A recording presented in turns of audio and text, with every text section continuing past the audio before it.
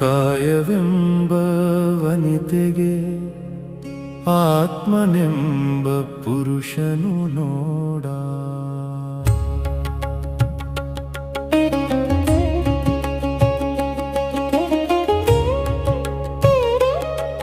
ಈ ದೇಹದ ಆತ್ಮನ ಸಂಪರ್ಕದಿಂದ ಹುಟ್ಟಿದ ಸಕಲ ಕರಣೇಂದ್ರಿಯಗಳೇ ಮಕ್ಕಳು.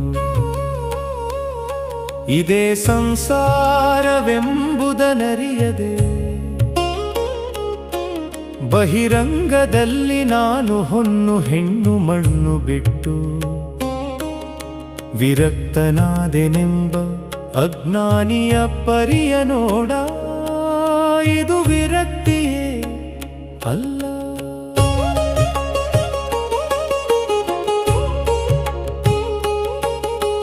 ದೇಹೇಂದ್ರಿಯ ಮನ ಪ್ರಾಣಾದಿಗಳ ಮಹದಲ್ಲಿ ಒಡಗೂಡಿದಾತನೇ ಪರಮ ವಿರಕ್ತನು. ಆತಂಗೆ ನಮೋ ನಮೋ ಎಂಬೆನು ಕಾಣ. ಮಹಾಲಿಂಗ ಗುರು ಶಿವಸಿದ್ಧೇಶ್ವರ ಪ್ರಭುವೇ.